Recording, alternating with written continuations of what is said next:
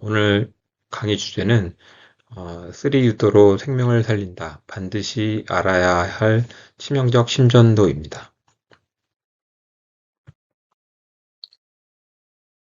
이번 강의를 들어야 하시는 분들은 사실 기초적인 내용이기 때문에 심전도를 나는 항상 잘 모르겠다고 하시는 분들, 그리고 3유도를 많이 사용하게 되는 현장 의료진들, 119 대원분들, 그리고 응급구조사, 간호사, 그리고 3유도 심전도를 사용하는 의료진들을 가르쳐야 되는 의료진들을 위해서 강의를 준비하였습니다.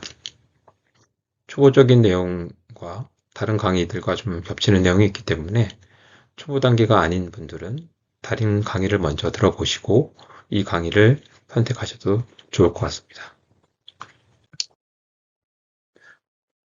이번 강의에는 전반적인 심전도의 의미, 처음부터 다 다루기에는 한계가 있겠지만은 간단하게 3유도 심전도의 원리, 그리고 3유도 심전도로 볼 수 있는 것, 그리고 3유도 심전도로 볼 수 없는 것, 그리고 조금 재미를 곁들여서 애플워치 같은 스마트워치로 볼 수 있는 1유도 심전도의 이해를 준비하였습니다. 심전도란 그 한자로는 심장의 심, 전기의 전, 그리고 그림의 도로 표현이 되고요. 독일에서 발명이 되었기 때문에 일렉트로카디오그래피에서 EKG가 되고, 영미권에서는 일렉트로카디오그래피에서 ECG가 됩니다. 그래서 영문 학술 용어로는 ECG, EKG를 같이 쓰고 있고, 그리고 심전도의 파형에도 PQRST라는 이름이 붙였는데 그 이름도 지금까지 그대로 사용되고 있습니다. 심전도라는 것은 사실 심장이 우리가 펌프 작용을 하면서 심장의 근육들이 수축을 하고 우리가 혈류가 온몸에 흐르게 되는데, 그런 심장의 근육의 수축 작용을 하게 되는 그 근본은 심장에 흐르는 전기가 있기 때문입니다. 그 심장에 흐르는 미약한 전기파를 잡아내어 이것을 더 증폭하여서 그래프로 그린 것입니다. 즉, 심전도는 심장의 이런 전기 활동을 기록하는 검사입니다. 초기 심전도를 이렇게 발명하였을 때 이런 식으로 양쪽 팔에 전기를 측정을 하여서 어떤 심전도의 파형을 얻었습니다. 좀 더 자세히 보면은 심전도는 1904년에 독일의 에인트호벤이 발명을 했습니다. 벌써 110년이 되었고, 이런 식으로 팔 다리에 어떤 물에 넣고 이런 정기적인 흐름을 측정을 했는데, 이때 초창기에 이렇게 봤던 심전도, 심장의 전기 파형이 이렇게 PQRST 이런 식의 파형을 발견하였습니다. 1924년 노벨 의학상을 받았고요. 초기에 심전도의 그런 기계나 이런 것들은 꽤 크기가 컸고 다양한 방법이긴 하지만 현재 심전도 측정과 사실 비슷해 보입니다. 이런 식으로 EKG를 얻어서 정기적인 심장의 흐름을 알게 될 수 있었습니다. 심전도의 구성은 좀 더 개발이 되면서 표준 사지 유도, 우리 초창기에 개발이었던 림리드에서 또 증강 사지 유도, 그리고 흉부 유도까지 이렇게 개발이 되었습니다. 그래서 표준 사지 유도를 3유도라고 하고, 나머지 증강 사지 유도와 흉부 유도를 다 포함하여서 12유도 심전도로 얘기를 하고 있습니다.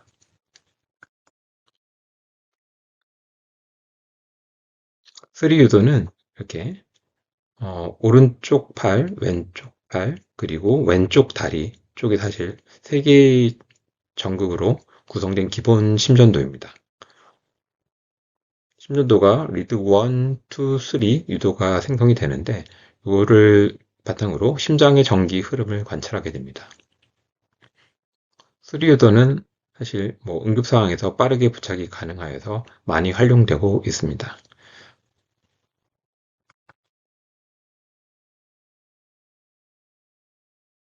예, 리드 1, 2, 3, 요 방향으로 해서 3개의 유도가 사지 유도로 나오게 됩니다. 장점은 신속하고 간편하고 최소 장비로 필수 정보를 확보할 수가 있습니다.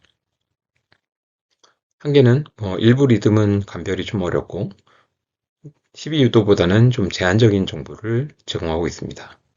그래서 다시 그림이 보이는데 리드 1은 오른쪽 팔에서 왼쪽 방향으로 향하고 있고 리드 2는 오른쪽 팔에서 왼쪽 다리 쪽으로 향하고 있습니다. 그리고 리드 3는 왼쪽 팔에서 왼쪽 다리 쪽으로 향하고 있습니다. 그래서 리드 1, 2, 3는 크기에 좀 차이가 있고 모양은 사실 비슷해 보입니다. 12유도를 찍게 되면은 이렇게 다 보이게 되는데 3유도의 심전도는 사실 여기에서 리드 1, 2, 3만 보게 되는 심전도입니다. 우리가 흔히 모니터링을 하게 되는 심전도이기도 하고요. 네. 모니터링 심전도에서 보면은 리드 2를 주로 대표적으로 관찰하게 됩니다. 심전도의 심장의 축을 보게 되면은 리드 2가 어떤 전기의 벡터, 전기 흐름의 벡터를 제일 잘 반영하기 때문에 제일 파형이 크고 제일 스탠다드한 리드라고 생각되어지고 있습니다. 그럼 왜 3유도로 생명을 살릴 수 있는가? 12유도가 더 많고 그래서 더 많은 정보를 보여주긴 하지만 어떤 짧은 시간에 간편하게 빨리 볼 수 있는 유도기 때문에 많이 활용하고 있습니다. 그리고 3유도로 어떤 모니터링 심전도를 이렇게 간단히 부착하고 있으면은 어떤 예고 없이 발생한 심정지 리듬을 파악하거나 대처를 할 수가 있고 그리고 어떤 응급 상황에서는 어떤 수초 내의 모니터 판독이 더 중요한 경우도 많습니다. 그리고 12유도 부착 전에 3유도를 먼저 부착을 해서 치명적인 리듬을 감별을 할 수가 있습니다.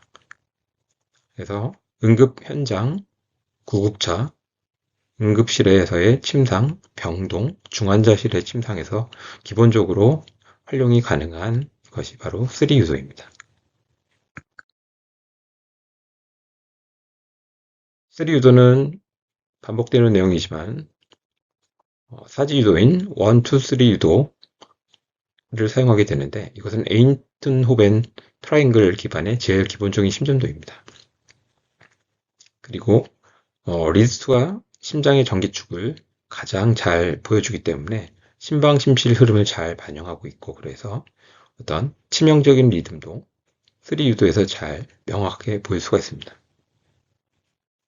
그리고 현재 12유도 심전도가 이제 많이 확대가 될 예정인데 그 이유는 심근경색에 충분히 감별을 못하기 때문에 의미가 있습니다. 하지만 3유도에서도 심근경색에서 볼 수 있는 부분이 있습니다. 그래서 하벽 심근경색 그리고 측벽 심근경색에서도 볼 수가 있기 때문에 이것도 알고 있으면 좋을 것 같습니다.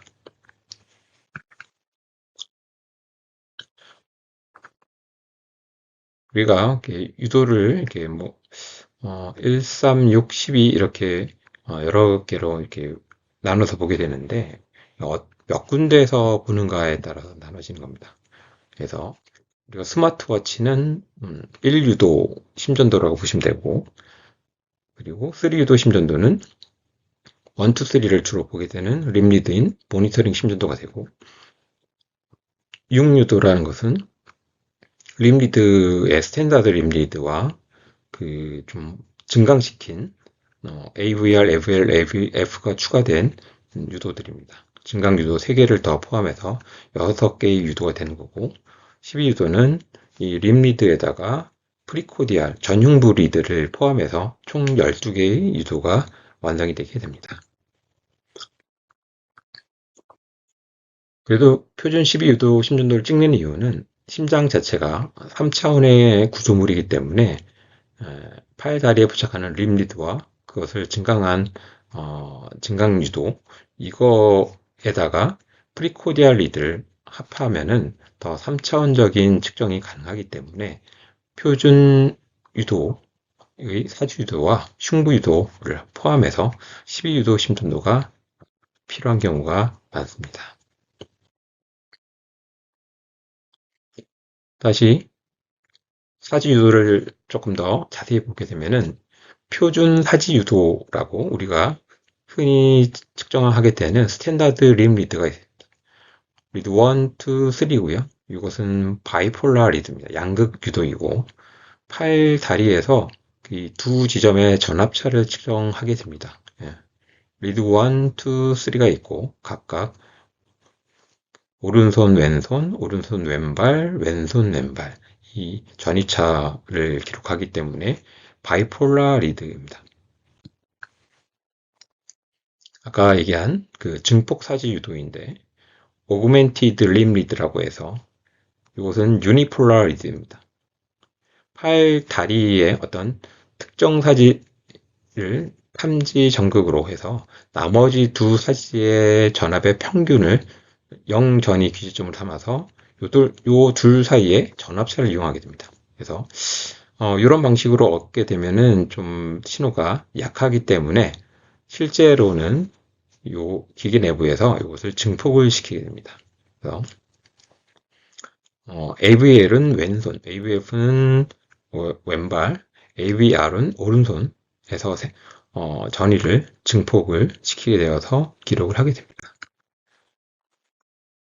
그래서 AVR은 오른쪽 팔 전극에서 측정을 하고 나머지 왼쪽 팔과 왼쪽 다리의 평균 전압이 기준이 되고 AVL은 왼쪽 팔에서 측정을 하고 오른쪽 팔과 왼쪽 다리의 평균 전압이 기준이 됩니다.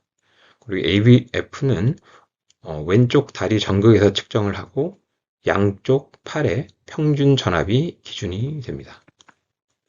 이런 식으로 AVR을 예를 들면은 오른쪽 팔 전극에서 측정을 하지만 왼쪽 팔과 왼쪽 다리의 평균 전압을 기준이 되어서 측정을 하게 되는 거고 이런 아인토벤의 트라이앵글에서 보면은 이렇게 림 리드에서의 나머지 두 리드의 평균 전압을 나누기 때문에 이게 떨어지기 때문에 이것을 증폭을 시키게 된다는 얘기가 됩니다. 그 해지 유도는 스탠다드 1, 2, 3 유도와 증강 유도인 AVF, AVL, AVR 이렇게 해서 6개의 리드가 사지 유도가 됩니다.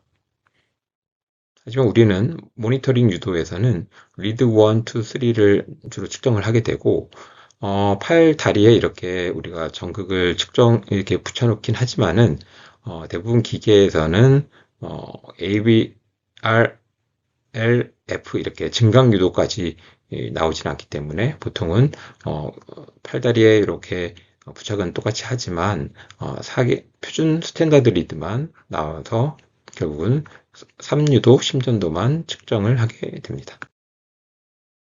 그래서 기본 3유도인 스탠다드한 림 리드인 리드 1, 2, 3 그리고 증강 유도인 AVR, AVL, AVF 그리고 전흉부 리드인 V1에서 6까지 6개의 리드를 포함해서 총 12유도가 다 측정을 할 수가 있습니다.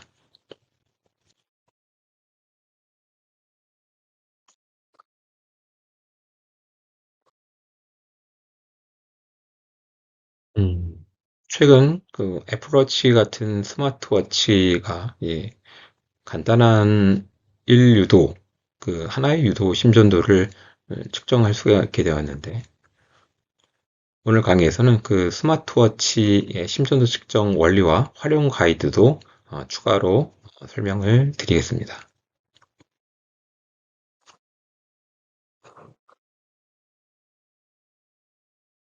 애플워치를 예로 들게 되는데 우선 애플워치에서는 심전도를 측정할 수 있다 이렇게 많이 광고를 하게 되는데 이 측정 방법은 그 스마트워치를 차고 있는 음, 손목에 다른 반대쪽 손가락을 이렇게 대서 전류를 이렇게 흐르게 하는 방법입니다. 그래서 음에서 양으로 이렇게 리드가 형성이 되기 때문에 이것은 우리가 심전도에서 보면은 오른쪽 팔에서 왼쪽 팔로 향하게 되는 리드 1의 심전도 효과가 있습니다. 이거는 제가 직접 제 애플워치를 가지고 심전도를 측정하는 모습을 사진으로 찍어봤습니다. 그래서 왼손팔에 이렇게 시계를 차고 오른쪽 손가락으로 이렇게 시계의 크라운이라고 하는 버튼 부분을 이렇게 대는 건데 이 방향은 이렇게 우리가 심전도에서 리드 1의 심전도 방향입니다. 그래서 오른쪽 팔에서 왼쪽 팔로 향하고 있는 방향이고 전동적인 심전도의 리드 1과 유사합니다.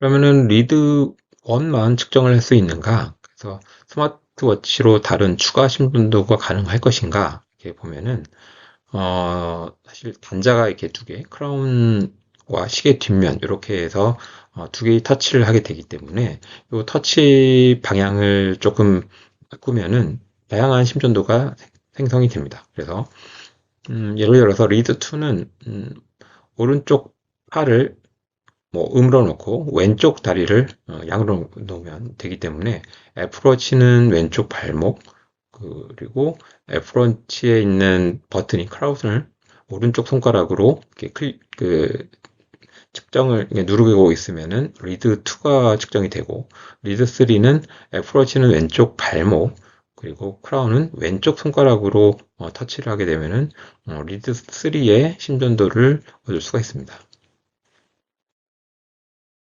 이것도 제가 제 오른쪽 팔에 왼쪽 다리 이렇게 측정을 해서 봤고 여기도 왼쪽 다리에 대고 왼쪽 팔로 이렇게 해서 측정을 해보니 둘 다 이게 측정이 잘 되는 것을 확인하였습니다. 그러면 리드 1, 2, 3 이렇게 림 리드만 가능할까? 아니면 그 프리코디아 리드도 가능하지 않을까? 그래서 정식으로는 사실 불가능하지만 또 가능하긴 합니다. 그래서 이 애플워치를 가슴에다 대고 크라운으로 손가락을 대게 되면은 리드 V1에서 6까지 그 가슴에 대는 방향에 따라서 이렇게 측정을 하는 효과가 있습니다. 그래서 이런 게 또 논문으로도 나와 있어서 제가 좀 찾아봤는데 제가 했던 방식이랑 비슷하게 가슴에다가 애플워치에 요거를 대고 손가락으로 크라운을 이렇게 클릭하게 되면은 요 저자의 본인의 심전도와 애플워치의 심전도와 스탠다드 심전도를 이렇게 비교를 해서 측정을 한 것을 보여주고 있습니다. 이거를 환자에 활용을 해보니 스탠다드한 EKG와 애플워치를 가지고 MI 환자에서 이렇게 측정을 해봤을 때 이렇게 기록을 해봤을 때 똑같이 프리코디알 리드 형식으로 여기 나오는 것에 ST 엘리베이션을 확인할 수가 있었습니다. 그 3유도 심전도는 결국 심전도의 기초에서 시작이 됩니다. 그래서 심장의 정기적 활동을 시각화하는 것이기 때문에 우리가 어떤 리듬, 주기, 어떤 파형을 분석해서 심장의 상태를 파악하려는 것이고 각 심전도의 기초 요소인 PQRST의 구성 요소를 이해를 하고 각 파형의 의미, 또 QRS의 넓이, ST 변화, T파이 대칭성, 그리고 더 나아가서 PR 간격과 QT 간격을 이해하는 것이 제일 기초가 됩니다. 그래서 심전도의 기초기도 하고 3도 심전도에서도 이걸 다 볼 수 있기 때문에 여기에서는 기본적으로 이런 것들을 볼 수가 있어야 됩니다. 우리가 심전도 기기에서 많은 그 리딩을 해주는데, 그러니까 이런 리딩들이 있습니다. 그래서 보면은 뭐 벤트리큘러 레이트, 우리가 레이트 RR이겠죠. 그리고 PR 인터벌, QRS 듀레이션, 그리고 QTC라는 게 또 있고, PRTX가 있고, 그리고 P 듀레이션이 있습니다. 그러니까 이런 것들을 기계에서 읽어주는 거기 때문에 우리가 이런 것들을 더 잘 봐야 된다는 얘기죠. 예. 그래서 우리가 이런 것들에 대한 3유도 심전도에서도 기본적인 리드2에서 기본적인 것들을 볼 수 있어야 되기 때문에 우리가 각 파형의 의미를 알고 계시는 것이 중요할 것 같습니다. 그런 것들을 바탕으로 좀 더 강의를 이어가겠습니다. 레이트와 리듬인데 그 어떤 속도와 리듬을 잘 봐야 됩니다. 레이트는 뭐 많이 아시다시피 이 칸을 가지고 300, 150, 100 그리고 더 늦어지게 되면 75, 60, 50 이렇게 되게 됩니다. 그래서 세 칸보다 이렇게 안쪽에서 자주 반복이 된다 그러면은 QRS파와 QRS파, 알파가 계속 나오게 된다 그러면은 빈맥이 되는 거고, 그리고 요 다섯 칸을 넘어가게 되면은 너무 느리게 나오기 때문에 섬액이 되게 됩니다. 그리고 요 다섯 칸이라고 하는 것은 1초란 얘기가 됩니다. 그래서 기본적으로 3칸에서 5칸 사이가 60에서 100회 하트레이트가 되기 때문에 기본적인 성인에서의 기본적인 레이트가 됩니다. 이것들을 좀 길게 우리가 어떤 EKG를 찍게 되면은 10초가 되기 때문에 여기 안에 들어가 있는 개수를 세어서 심박수를 계산하는 경우도 생기게 됩니다. 어떤 뭐 너무 느리거나 너무 빠르거나 아니면은 부정확하거나 이런 경우에는 개수를 세는 경우도 있어서 간단하게 10초 사이에 QRS 개수가 이렇게 28개가 나왔기 때문에 158 밑에는 QRS 알파가 6개가 5개가 나왔기 때문에 지금 30회 이렇게 나옵니다.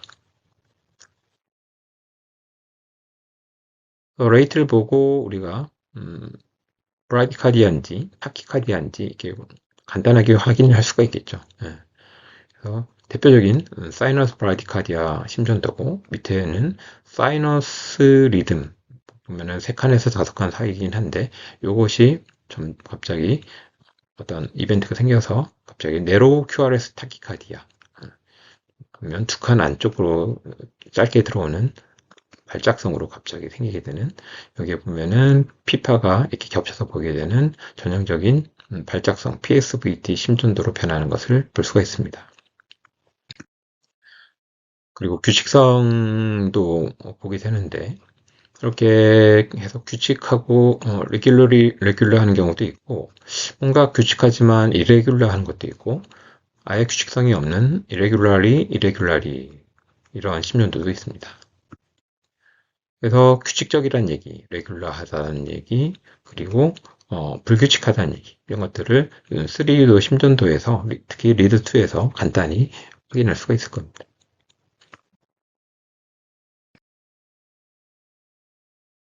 둘 다 심전도가 뭐 이레귤러하긴 하지만은 위에는 뭐 레이트가 RR 간격으로만 봤을 때는 이렇게 정상 속도로 보이지만은 밑에는 이레귤러한데 속도가 빠른 그래서 APB의 Rapid Ventricular Response가 되는 어떤 응급질환이 되는 심전도입니다. 그래서 뭐 리드2라고 하는 기본적인 3유도에서도 이렇게 카디악 어레스트 리듬인 위에는 뭐 5V5 밑에 두 개는 뭐 거의 이디오벤트리큘라 리듬이나 정셔널 뭐 리듬 정도이기 때문에 아마 펄스가 없을 가능성이 높고 PEA 리듬입니다. 이렇게 카디악 어레스트 리듬을 확인할 수가 있는 것이고요.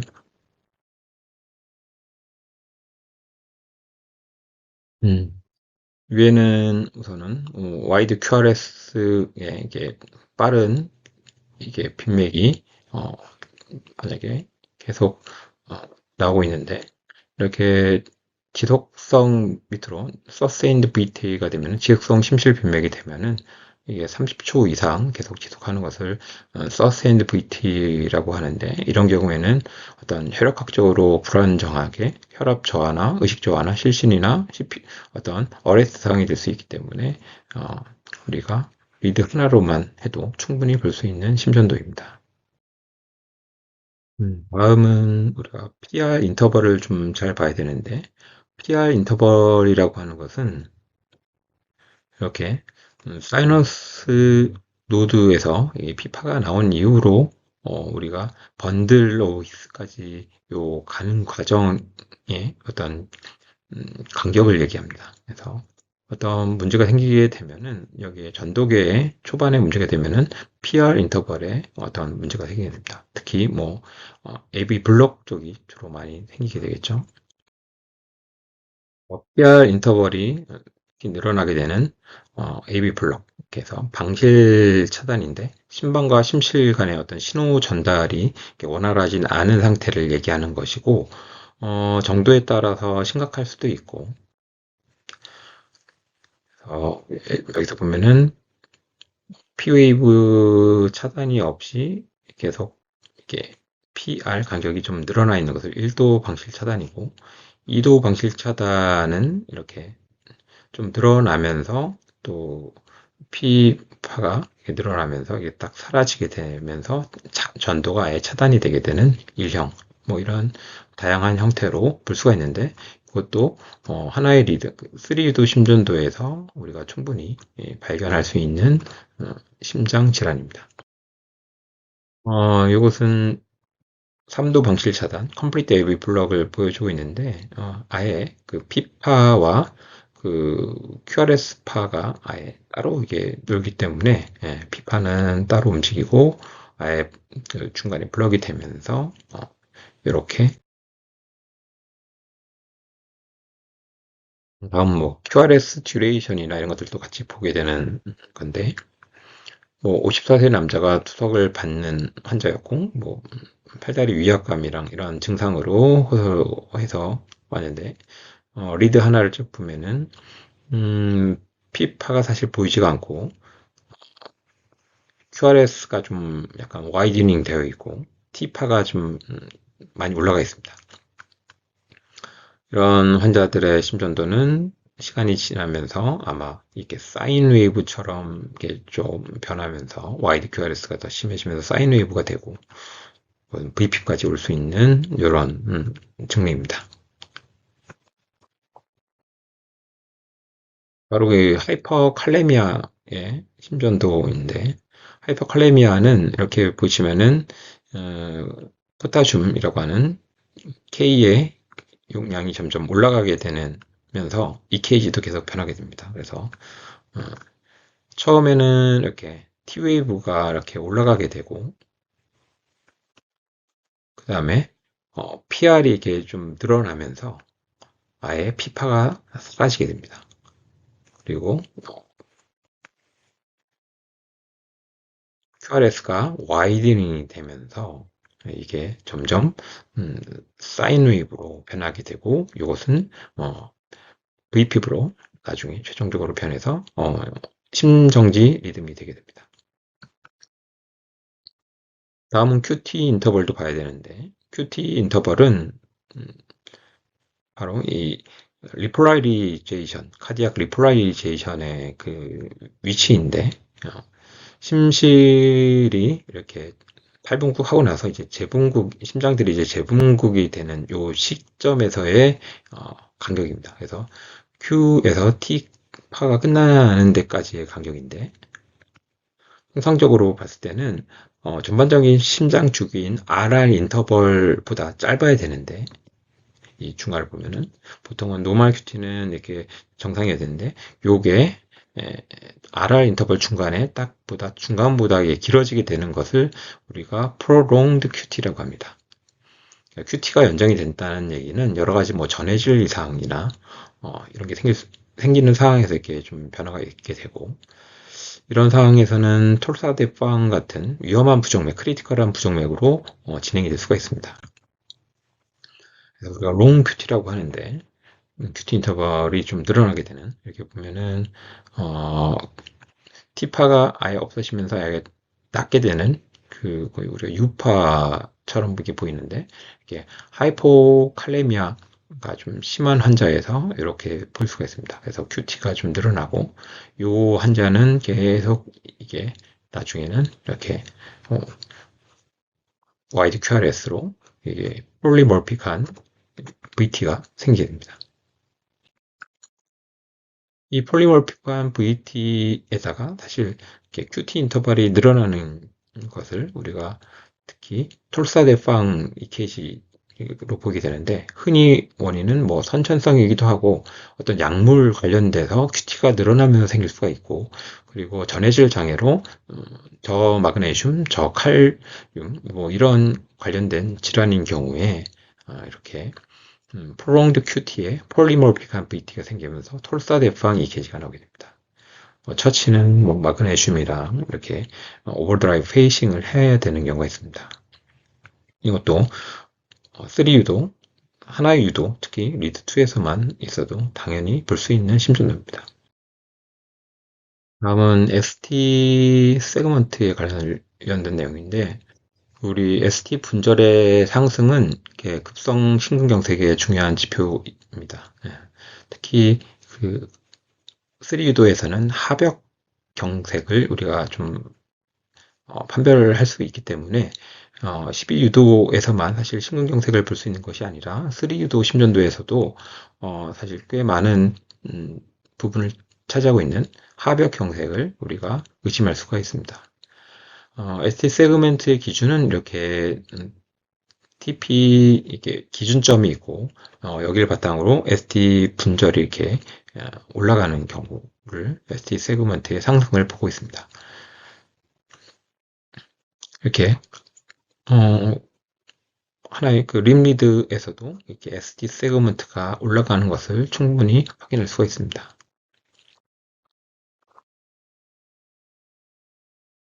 우리가 12유도를 찍게 되는 이유는 사실 이렇게 막 그 심장에 어떤 경색이 있을 때는 여러 가지 부위에서 생길 수가 있기 때문에 세 개의 관상동맥이 어떤 위치에서 막히냐에 따라서 측벽경색, 전벽경색, 그리고 하벽경색, 그리고 후벽경색까지도 있는데, 이런 것들을 12유도를 심전도를 통해서 우리가 이어져 있는 어떤 뭐 그 관련된 벡터 방향으로 해서 이걸로 위치를 의심할 수가 있습니다.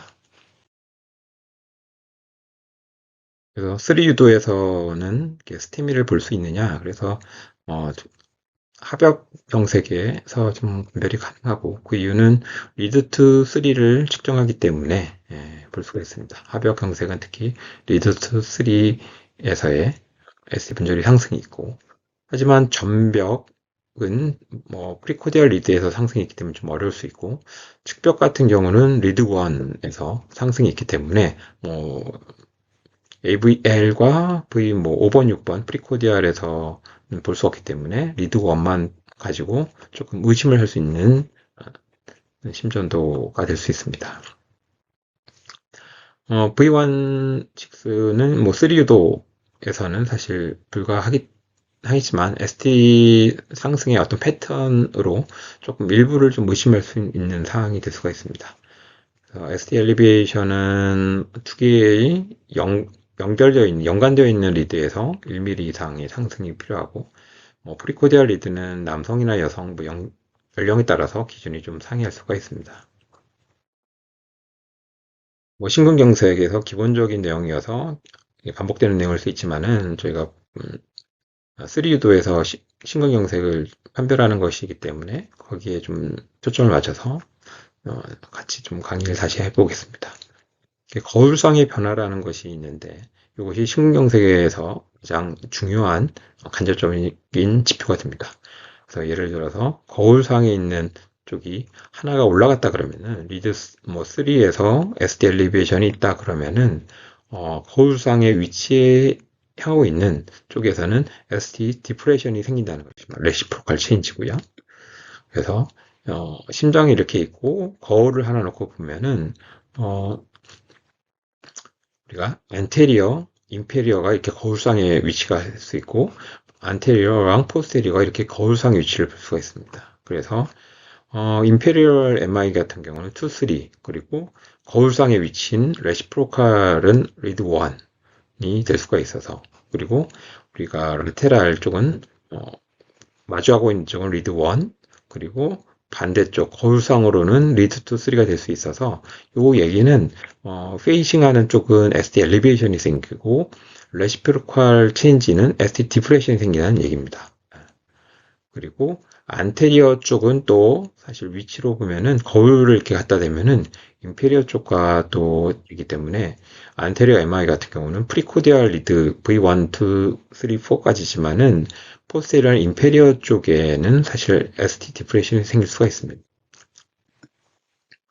그래서 이렇게 EKG를 보게 되면은 뭐 전형적인 뭐 인페리얼 MI 심전도인데 우리가 세 개의 유도를 가지고 이걸 볼 수 있느냐는 얘기이기 때문에 리드 1, 2, 3를 이렇게 보면은 리드 2, 3가 ST 엘리베이션이 보이고 아까 얘기한 것처럼 레시프로칼한 거울상 변화로 이렇게 보면은 리드 1은 ST 디프레션이 보이게 됩니다.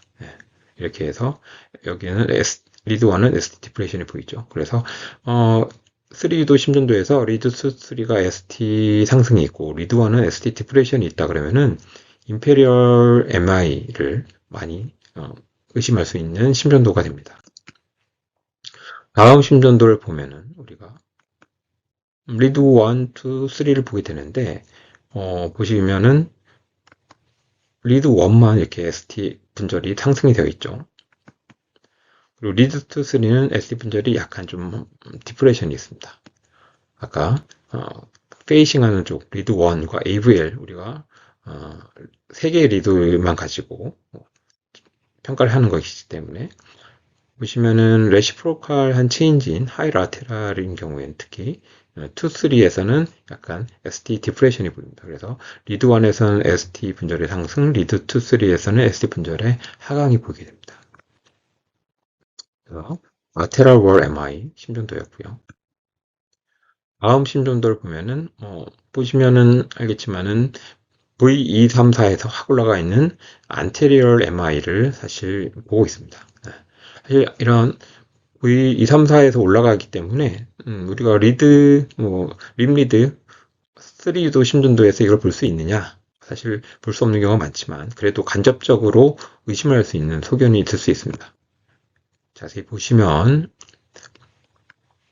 리드 2, 3는 ST 좀 디프레션이 보이게 됩니다. 그래서 당연히 V234에서는 많이 올라가 있는 무덤 사인이라고도 하는데 이렇게 많이 J포인트가 많이 올라가 있는 전형적인 안테리얼 MI인데요.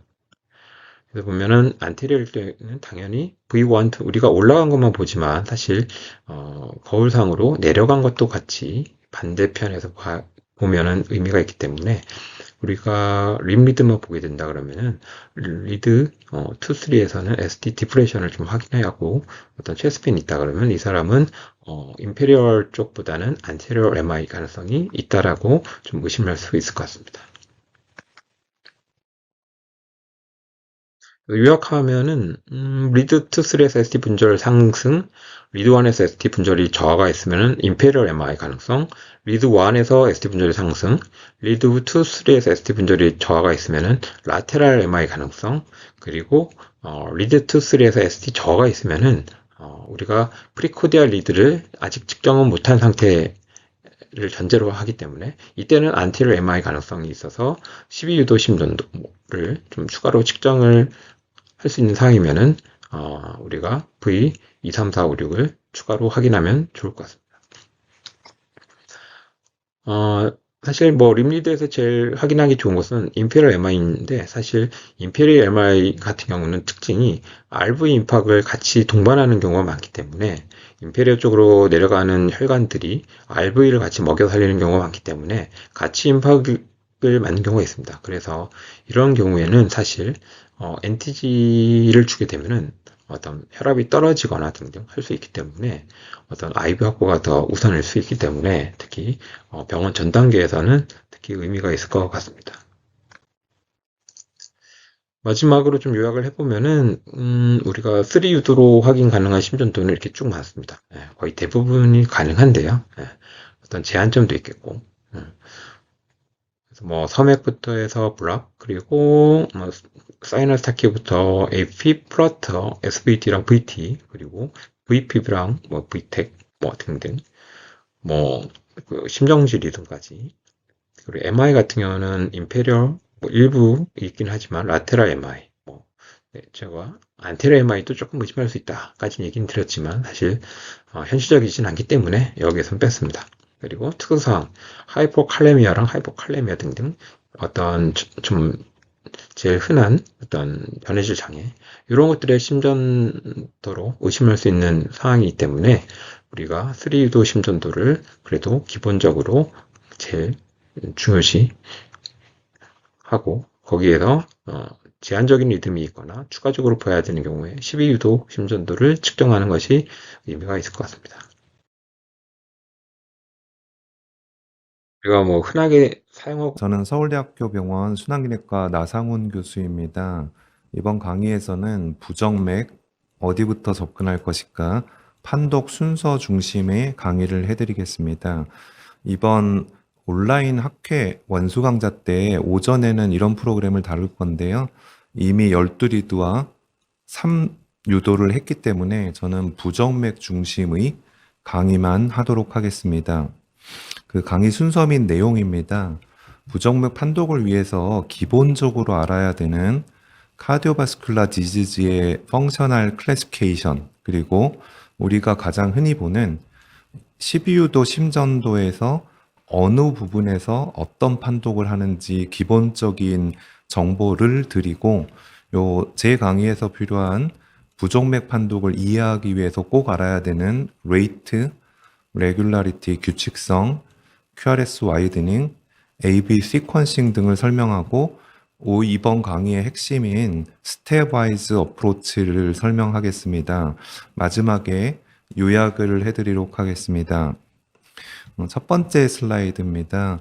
이 카디오바스큘라 디지즈는 기본적으로 기능적으로 네 가지 분야를 다루는데요. 베스큘라 스트럭처, 혈관과 마요카디움, 심장 근육 자체, 그리고 이번 강의에서 다루는 컨덕션 시스템 어리디미아가 있고요. 마지막 용어는 좀 생소하실 수도 있는데 카디악 스켈레톤이라고 심장 안에는 스켈레톤, 뼈는 없죠. 하지만 근육이나 혈관보다는 상대적으로 페리카디움이나 밸브 같은 파이브러스 티슈가 심장 전체의 윤곽을 유지하기 때문에 판막에 있는 병들을 또 따로 다룹니다. 최근에 고령화가 지향되면서 에올틱 밸브 스테노시스 때문에 각광을 받고 있습니다. 그래서 이번 강의는 어리드미아, 부정맥에 대한 주로 판독을 하겠습니다. 이 12리드 심전도, 표준 12리드 심전도인데 지금은 이런 식으로 배치가 확정되어 있습니다. 12리드가 있고 왼쪽 6개가 림리드, 오른쪽 6개가 프리코디알 리드고요.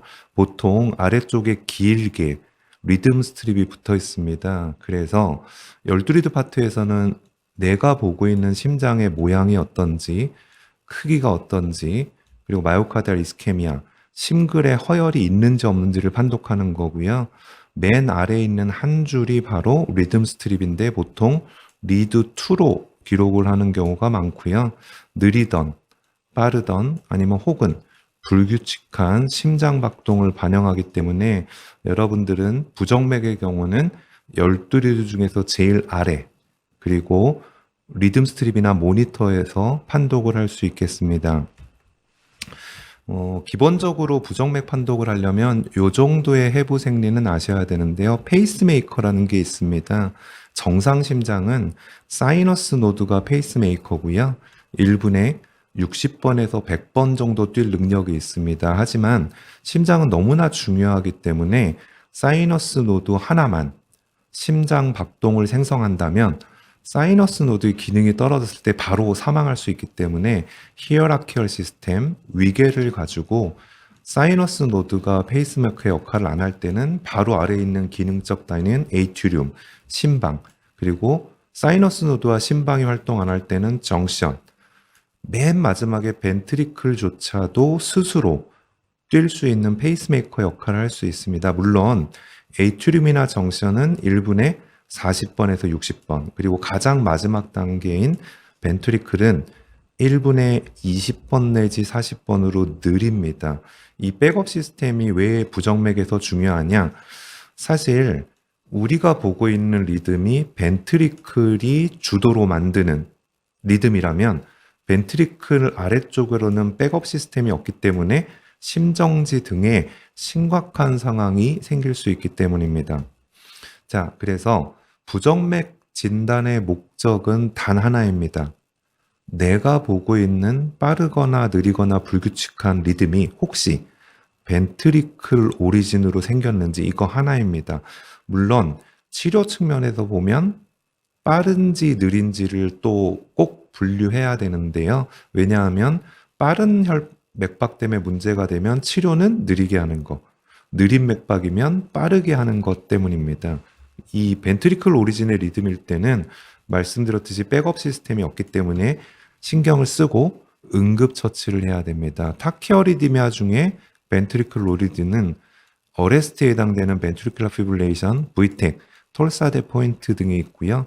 브라디카디아 할 때는 모비스 타입 2 이상의 세컨드 디그리 AV 블락, 서드 디그리 AV 블락, 하이 그레이드, 그리고 3초 이상의 포즈 같은 것이 벤트리클 오리진의 리듬일 수 있겠습니다. 자, 이걸 근거로 부정맥을 판독한다 싶으면 사실 레이트와 레귤라리티 이 두 가지만 가지고 모든 부정맥을 판단할 수 있습니다. 그런데 두 가지 기준이 더 있죠. 이거는 항상 보는 건 아니고요. 혹시 레이트 측면에서 타키카디아일 경우에는 QRS 와이드닝을 추가로 확인한다는 개념이고요. 혹시 주로 서맥일 경우에는 AB 시퀀싱을 확인하라 이런 뜻입니다. 하나씩 살펴보면 레이트 같은 경우에는 아까 말씀드렸듯이 60에서 100까지가 정상이기 때문에 분당 맥박수가 100회 이상이면 타키카디아, 빈맥, 분당 맥박수가 60회 미만이면 브라디카디아 이런 식으로 판독합니다. 이 레이트 같은 경우에는 흔하게 보는 래피드 인터프리테이션 등의 책, 매뉴얼을 보면 300, 150, 100, 즉 5mm 간격으로 다음번 QRS가 있을 때 맥박을 측정하는 간단한 방법이 많이 알려져 있는데요. 이 경우는 반드시 규칙적인 리듬에만 할 수 있어 레이트를 판단하는 가장 쉬운 거는 이겁니다. 이 12리드 심전도는 1초에 25, 2.5cm를 기록하도록 약속이 되어 있기 때문에 우리가 보는 모든 12리드 심전도는 10초 동안의 심전도 기록입니다. 따라서 리듬 스트립에서 관찰되는 QRS가 11개다. 그럼 10초에 11개이기 때문에 하트레이트는 곱하기 6, 66회 이렇게 하는 것이 가장 간단합니다. 예를 들어서 이건 에이트리얼 피브릴레이션 리듬인데요. QRS 간격이 이레귤러 할 때는 하트레이트를 300, 150, 100 이런 식으로 계산할 수 없습니다. 따라서 12리드에서 리듬 스트립 10초 동안의 개수를 세보고 곱하기 6을 하는 게 바로 하트레이트다. 이게 레이트에선 가장 쉬운 측정 방법입니다. 두 번째 파트로 규칙성을 설명드릴 건데 보통 특별한 말 없이 심전도에서 규칙적이다, 빠르다, 느리다, 불규칙하다 이렇게 얘기할 때는 반드시 QRS끼리의 간격입니다. 따라서 첫 번째 리듬에서는 QRS가 비슷한 간격으로 유지되기 때문에 레귤러입니다. 자, 아래쪽 심전도는 내가 보고 있는 심전도의 QRS 간격이 규칙성이 없이 늘어났다, 많이 줄었다, 다시 늘어났다, 좁아졌다. 규칙성이 없을 때 irregular라는 용어를 씁니다. 그런데 이런 경우는 어떻게 판독해야 될까요? 규칙적인가요? 불규칙한 건가요? 잘 보시면 쿵쿵 따 어쨌든 네로우 QRS 두 개와 와이드 QRS 하나가 반복되고 있는 심전도입니다. 따라서 QRS 하나하나를 보면 규칙적인 건 아니지만 세 개씩 규칙을 가지고 있어서 사실은 심전도에서 규칙적이다 하는 용어는 부사가 두 개가 맞습니다. 맨 위에 레귤라는 레귤러리 레귤러. 하나하나도 규칙적이고 패턴도 규칙적이다. 가운데 게 이레귤러리 레귤러. 하나씩 보면 똑같진 않은데 패턴이 있다 이런 뜻입니다. 맨 마지막은 이레귤러리 이레귤러. 패턴도 없고 하나하나도 지 멋대로다 이런 뜻입니다. 여기서 가장 중요한 용어는 세 번째입니다. 실제로 규칙성을 따질 때 이레귤러리 이레귤러란 용어는 쓰고요. 레귤라리 레귤러는 그냥 레귤러. 그리고 가운데 거는 보통 그룹드 비트 이런 용어를 써서 내가 보고 있는 심전도의 QRS 간격이 아무런 규칙성이 없을 때는 이레귤러리 이레귤러하다라고 표현한다는 내용은 꼭 알고 계시기 바랍니다. 세 번째 QRS 와이드닝인데요. 그냥 간단합니다. 내가 보고 있는 QRS가 모눈종이 눈금으로 3mm, 시간으로는 120ms 이상이면 와이드다. 요것만 알고 계시면 되는데 중요한 의미는 네로우 QRS입니다. 네로우 QRS는 QRS가 벤트리클의 전기 신호기 때문에 네로우 QRS가 보이면 무조건 벤트리클은 정상적인 컨덕션 시스템을 통해서 흥분됐다. 요 의미를 알고 계시기 바랍니다. 네 번째 AV 시퀀싱이 조금 어렵긴 한데요. 한번 직관적으로 의미를 보면 존재하는 에이튜륨의 전기 신호, 존재하는 벤트리클의 전기 신호의 의미입니다. 예를 들어서 이 경우에는 P웨이브 하나당 QRS가 하나씩 계속 있죠. 이럴 땐 1대1입니다. 두 번째 같은 경우는 잘 보시면 요 박스가 반복되죠. PQRS, PQRS, P 뒤에 QRS가 없죠. 그래서 P웨이브 3개당 2개만 전도되었다. 이런 뜻으로 3대2라는 용어를 씁니다. 자, 이 마지막은 어떻게 표현하실래요?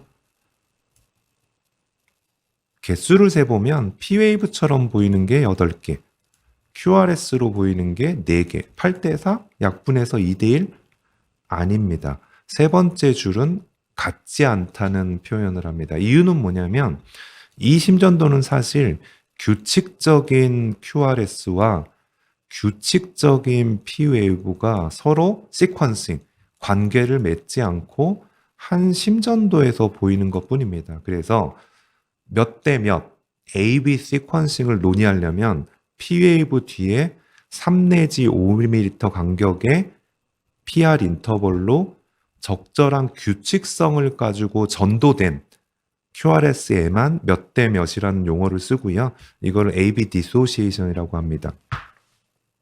자, 요 백그라운드 지식을 아는 상태로 스텝와이즈 어프로치를 해보겠습니다.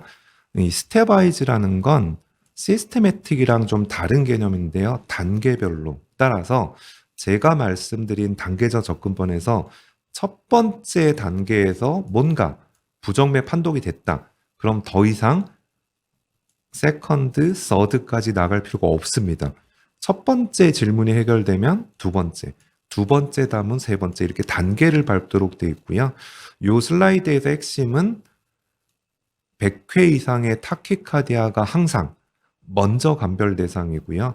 100회가 안 되고 60회가 안 되는 섬액이 두 번째 단계라는 걸 꼭 명심하십시오. 왜냐하면 저는 이제 순환기 내과인데요. 가끔씩 컴플리트 AV 블락이 있으면 막 굉장히 큰일이 날 거. 섬액, 하트레이트가 30이면 굉장히 위험할 것처럼 생각하시죠? 위험한 건 맞습니다. 다만 응급도 측면에서는 와이드 QRS로 벤트리클 오리진의 100회 이상 타키카디아일 경우에는 만약에 치료를 안 하면 몇 분 내에 VTEC, VPIP 사망을 하기 때문에 초응급이고요. 섬액인 경우에는 치료는 해야 되지만 초응급은 아닙니다. 사실 컴프리트 AB 블락 30회 정도의 점액이면 그걸로 죽진 않습니다. 그런데 생코피, 의식 소실이 있을 때 해필이면 운전하고 있다, 해필이면 등산 중이다, 암벽 등반, 넘어져서 트라우마로 다치는 거지 서서히 느려지면서 응급으로 몇 분 안에 문제가 생기지 않습니다. 따라서 항상 타키카디아를 먼저 임상적으로 감별하는 습관을 들이시기 바랍니다. 첫 번째 스텝부터 보겠습니다.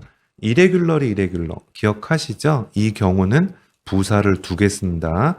QRS 하나하나도 그렇고 패턴도 없다. 이런 뜻입니다. 그래서 요 QRS 간격이 요 정도, 한 2배 정도로 늘어났다가 더 늘어난 듯 하다가 갑자기 좁아졌다, 많이 좁아졌다, 다시 늘어났다, 확 좁아졌다. 규칙성이 없죠?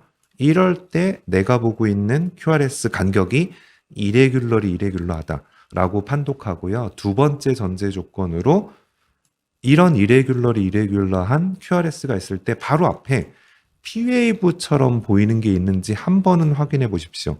만약에 그게 없으면 판독이 에이트리얼 피브릴레이션입니다. 심방세동.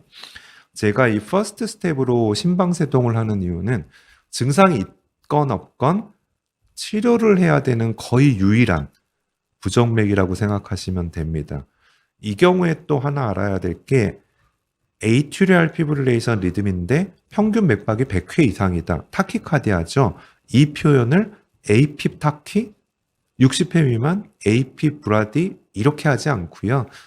에이트리얼 피브릴레이션 리듬인데 빈맥일 경우에는 에이트리얼 피브릴레이션 레피드 벤트리큘러 리스폰스, 서맥일 경우에는 에이트리얼 피브릴레이션 위드 슬로우 벤트리큘러 리스폰스. 요 위드 RVR, 위드 SVR이 있으면 다들 좀 어려워하시는데 별뜻 아닙니다. 기본 리듬은 APB인데 빈맥이다, 서맥이다를 표현하는 용어입니다. 그러면 두 번째 보이는 심전도도 QRS 간격이 이레귤러하죠. 그래서 에이트리얼 피브릴레이션이구나. 어떻게 P웨이브가 있는지는 꼭 보십시오. 제가 만든 심전도긴 하지만 이 심전도는 모든 QRS 앞에 밑으로 동그라미, 위로 동그라미, 위로 뾰족한 여러 가지의 P웨이브가 항상 1대1로 되어 있습니다. 그래서 이런 경우가 MAT, 멀티포칼 에이트리얼 타키카디아고 카디올로지스트 입장에서, 순환기내과 입장에서 이거는 치료가 불가능한 부정맥입니다. 왜?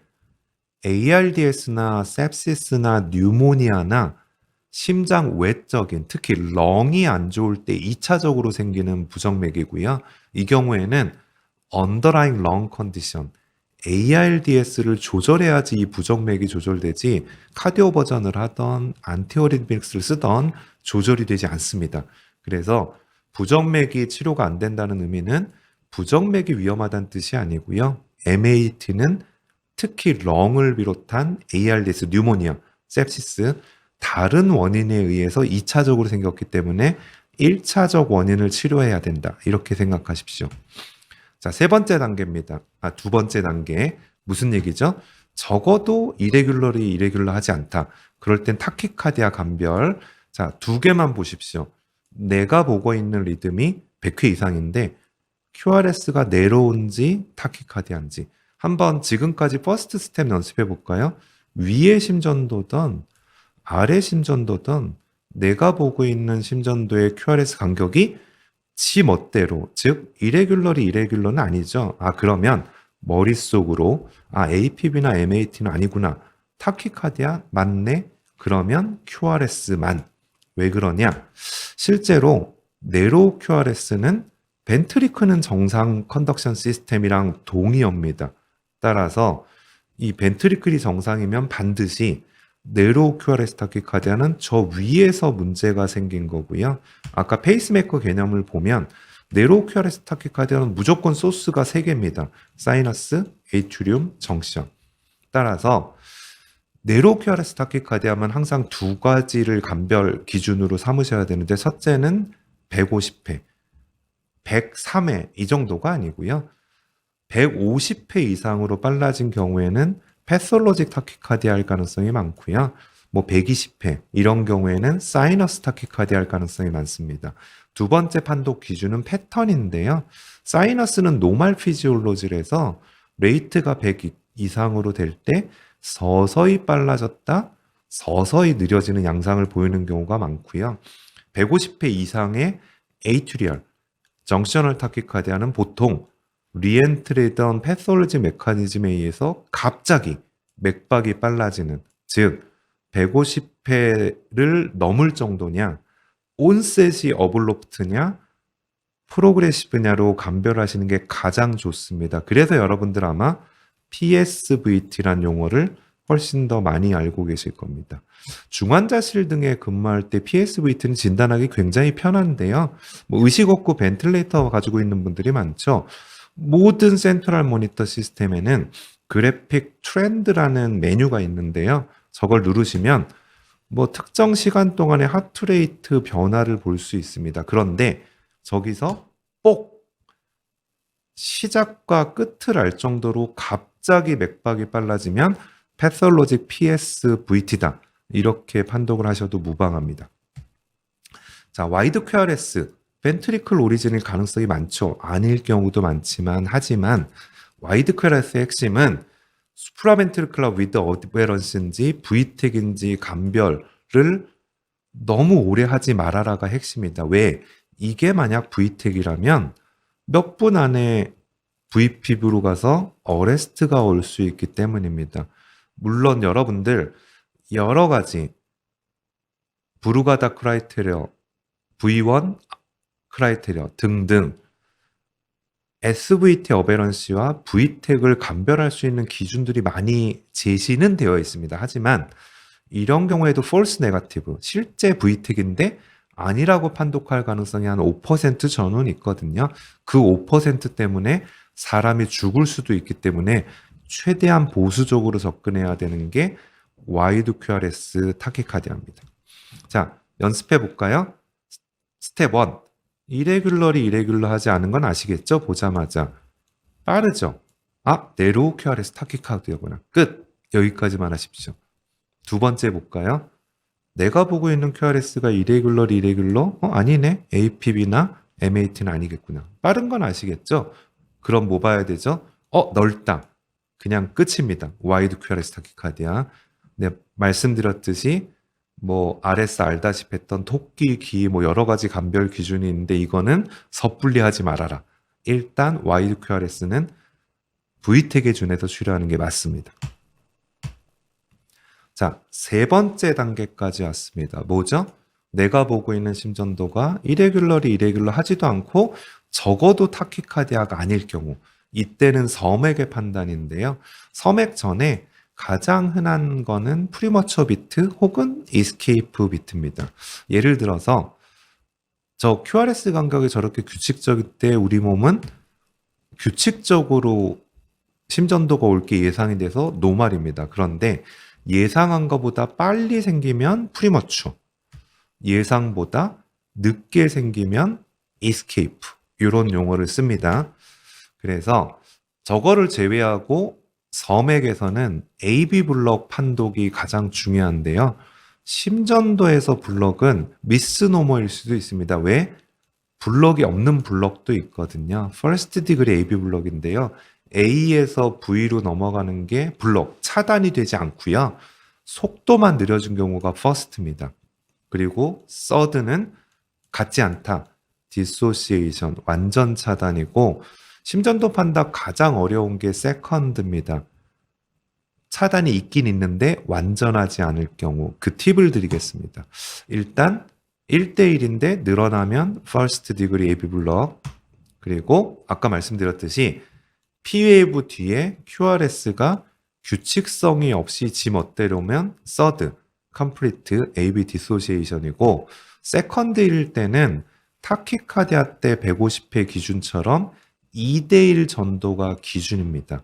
그래서 2대1보다 높은 3대1, 4대1, 5대1은 하이 그레이드 세컨드 디그리 AB 블락, 그리고 2대1보다 낮은 2대 1.5 이런 건 없죠. 3대2, 5대4 이런 경우에는 로그레이드인데 핵심은 로그레이드는 제가 괄호를 써놨습니다. 왜? 사용하지 않는 용어니까요. 이유는 곧 설명드리겠습니다. 자, 첫 번째 1대1이면 노말. 두 번째는 잘 보시면 박스가 반복되기 때문에 A 2개당 V 1개 2대1입니다. 이거는 A 3개당 하나 3대1 4개 5개. 그래서 제목을 보십시오. 기본적으로 아무리 3대1, 4대1, 5대1이라도 세컨 디그리 AB 블락 중에 하나입니다. 하지만 하이 그레이드죠. 너무 길죠? 하이 그레이드, 세컨 디그리 AB 블락. 그래서 통상적으로 하이 디그리 AB 블락, 하이 그레이드 AB 블락으로 약자로 많이 씁니다. 그래서 하이 디그리 AB 블럭이라 하더라도 기본적으로는 세컨 디그리지 서드보다 높지 않다는 정도 의미는 알고 계시기 바랍니다. 로그레이드 괄호의 의미를 한번 볼까요? 이 심전도든 P웨이브 A 3개당 V가 3개만 전도되고 하나가 블럭이 왔죠. 그래서 4대3입니다. 2대1보다 낫죠. 근데 차이점이 뭐죠? 위는 전도된 PR 인터벌이 점점 길어지다 블럭.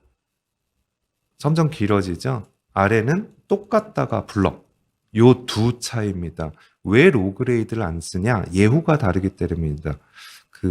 점점 늘어나는 건 어떤 경우에도 생리적이라는 뜻과 거의 동의어인데요.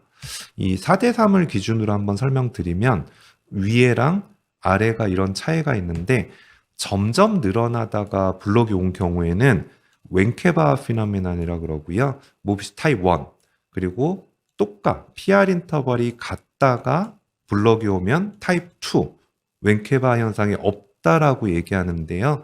위에 거는 노멀 피지올로지고요. 아래쪽이 패솔로직입니다. 그래서 어지럽다.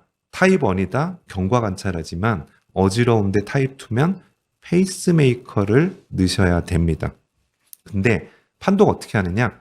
블럭 오면 전도된 앞뒤 PR 인터벌을 보고 다르면 좋은 거고요. 똑같으면 나쁜 타입 2 이렇게 하시면 됩니다. 강의가 거의 끝으로 가는데요. 2대1인 경우는 사실은 위에가 잘랐는지 어디가 잘랐는지 모르기 때문에 잘 모르지만 인프라이스 블럭은 페이스메이커다. 이 정도만 알고 계십시오. 2대1은 일렉트로피지올로직 스터디를 해야지 감별이 가능합니다. 자, 마지막 팁 이제 드리면서 요약할 건데요. 이 가끔씩 중환자실에서 하트레이트가 110회와 220을 왔다 갔다 한다고 저한테 컨설트가 가끔 옵니다. 왜? 자동 심전도는 가장 앰플리튜드가 높은 걸 QRS로 가정하거든요. 그래서 T웨이브랑 QRS 높이가 비슷하면 하트레이트가 2배를 했으니까 주의하시고요.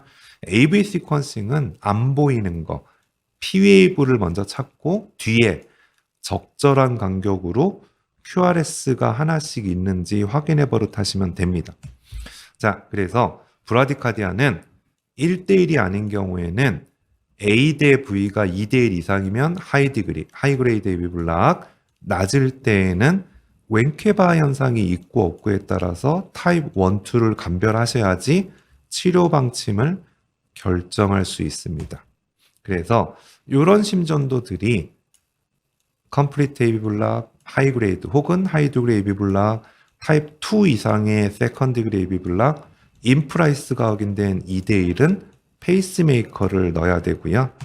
그리고 벤트리클도 20회는 뛸 수 있다 그랬죠. 분당 20회면 몇 초에 한 번인가요?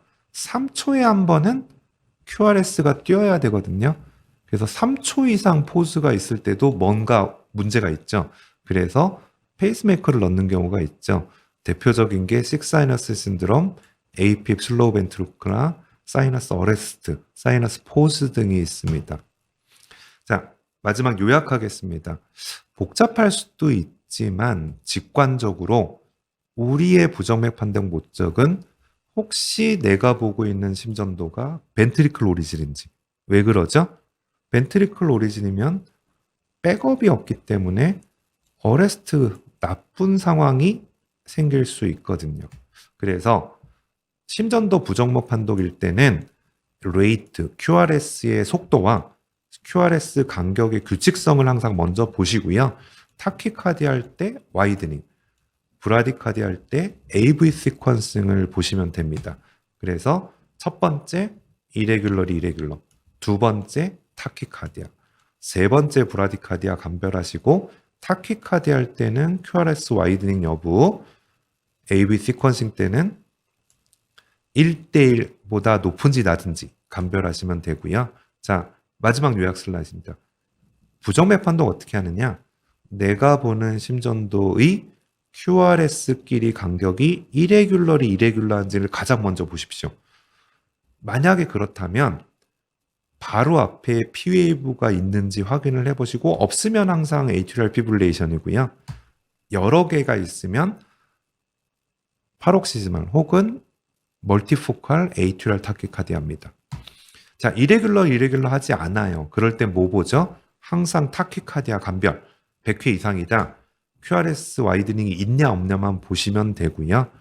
혹시 100회 미만이라면 AV 시퀀싱을 통해서 first degree, second degree. second degree는 하이 그레이드인지 타입 1인지 타입 2인지 컴플리트인지를 감별하시면 되겠습니다. 그래서 판독으로는 60에서 100회지만 임상적으로 문제가 있는 타키브라디의 기준은 50에서 150으로 좀 넓습니다. 예를 들어서 가슴이 아픈데 하트레이트가 120회면 아프니까 불편해서 120. 가슴이 아픈데 하트레이트가 180회면 150회 이상의 타키카디아 때문에 가슴이 아프다.